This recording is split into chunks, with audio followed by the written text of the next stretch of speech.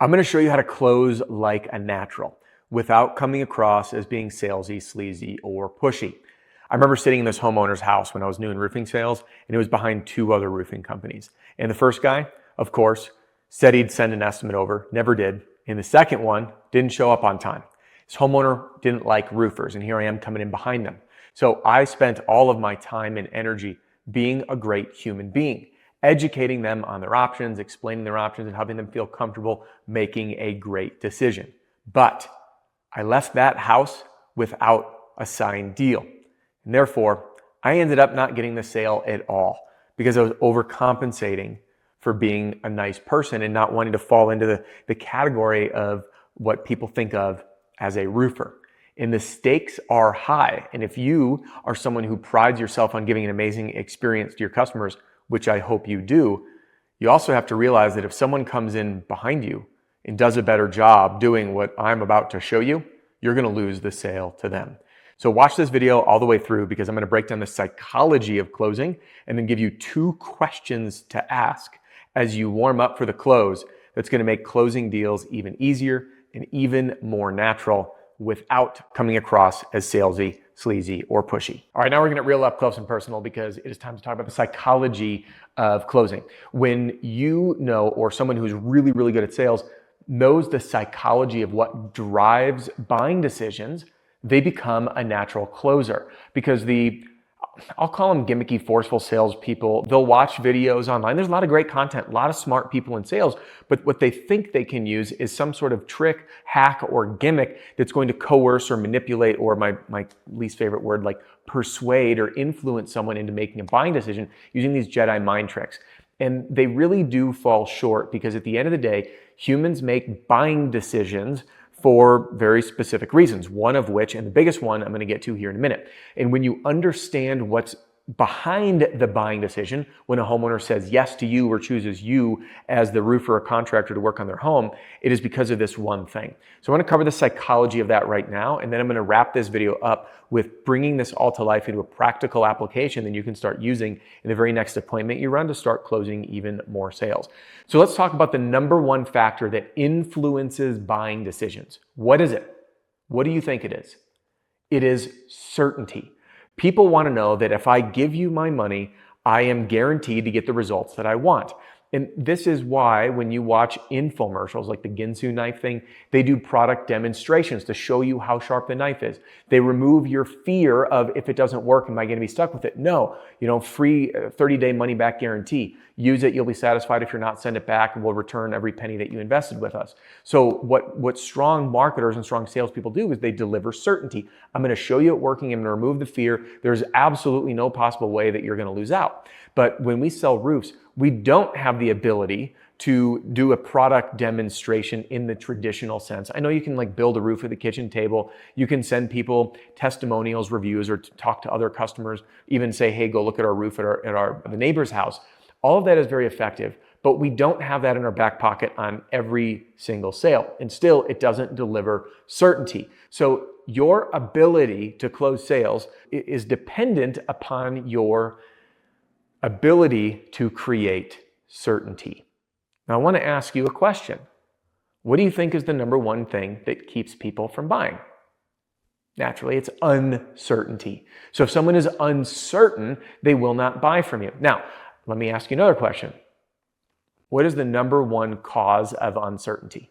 What do you think it is? The number one cause of uncertainty. It is unanswered questions. Now, there's 2 types of unanswered questions. These are questions that people have, but they didn't ask yet, or they are questions that people don't know they have. They are unconscious. So we have 2 camps. We have conscious and unconscious questions, aware and not aware questions, okay? Now, what happens, I'll give you an example. See, I worked with an attorney, and I know attorneys, especially private injury attorneys, which is the one that I worked with, don't have a really good rap. And they work on this little thing called a contingency agreement, which is very similar to many roofers work on this little thing called a contingency agreement. You can see where I'm going with this. And my job, and you'll hear me talk more about this on my channel, when I took a slight break from roofing, I stayed as a direct sales consultant, marketer, and copywriter. So I worked on with companies to structure their ads and train their sales team. So I was like the bridge of sales and marketing. So this law firm I started working with, personal injury law firm, by the way, their goal was to increase their close rate from people that called up with an injury to a closed case. And yes, everything in life is sales. So they had to close cases. And I worked with the intake team. And the first thing I did was I listened to the calls. So I'm listening to these calls coming in, and I'm finding that like 30, 45 minutes into the call, it was the same question. What do you think it was? What is this going to cost me? So here we have a prospect who has this nagging itch of uncertainty. I'm uncertain how much this costs. I am uncertain if I can afford it. I am uncertain if it is worth it. So again, that would come up for 30 to 45 minutes.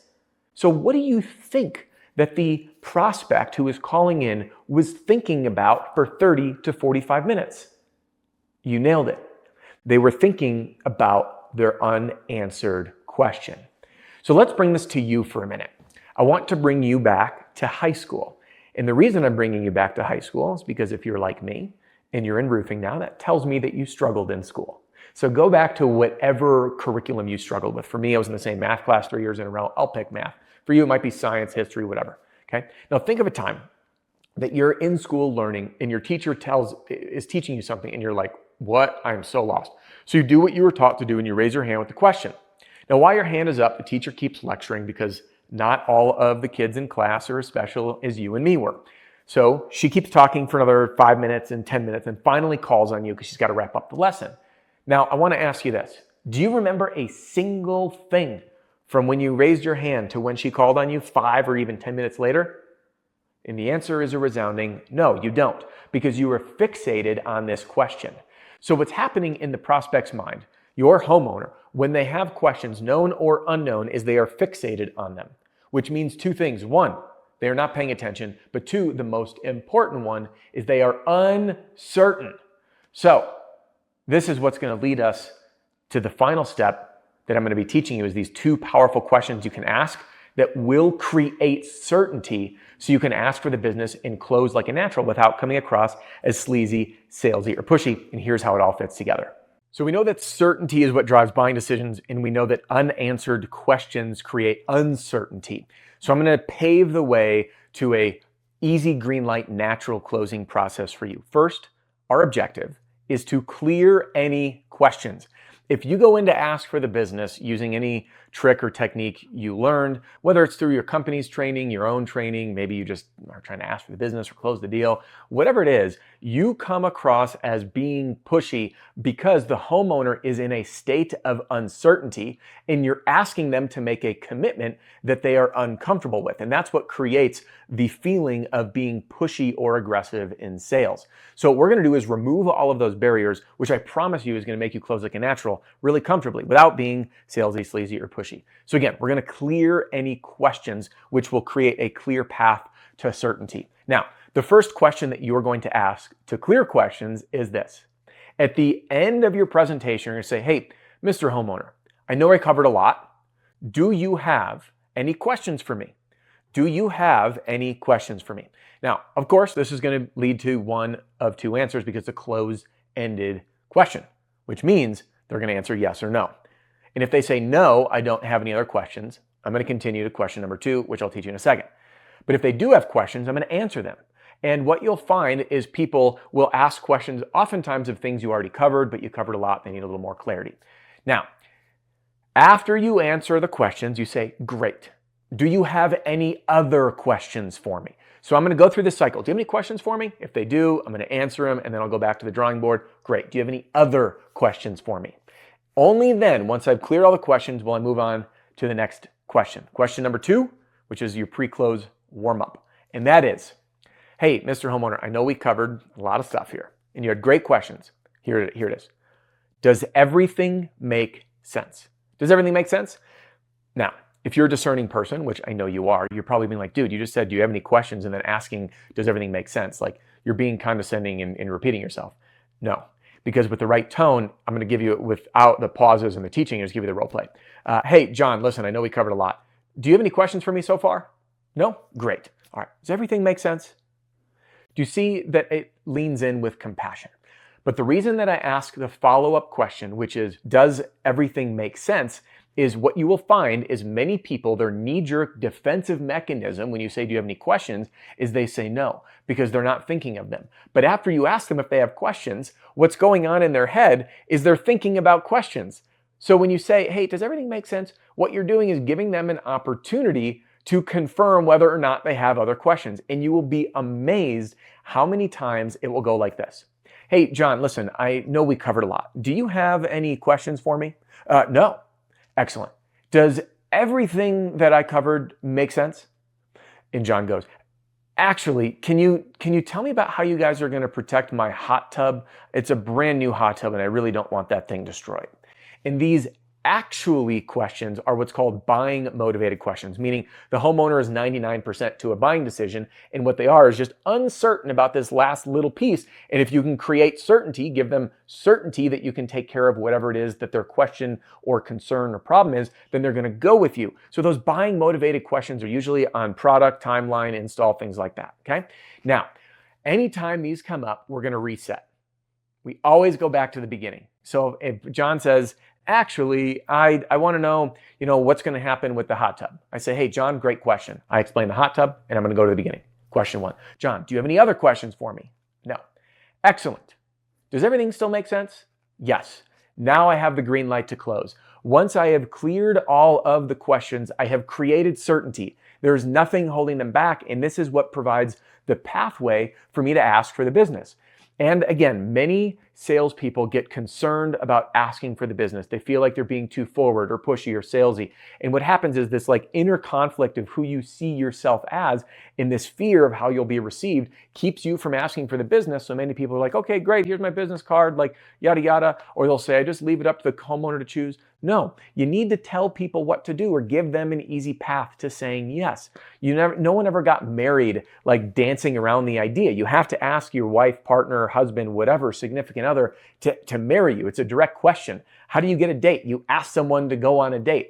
Sales and dating, they're the same. They're not the same, of course. They're very similar. So I'm going to teach you a way to be very direct. That's super easy. Hey, great. Are you comfortable moving forward? I call it the comfort close and I dropped it on you like that. How did that feel? How did that feel to hear the comfort close? Great. Are you comfortable moving forward?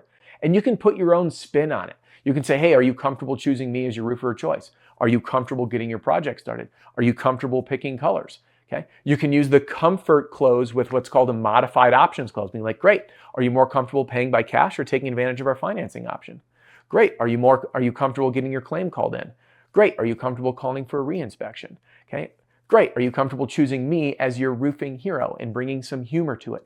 There's so many different variations, but the big idea is that you say, are you comfortable blank whatever the next steps are?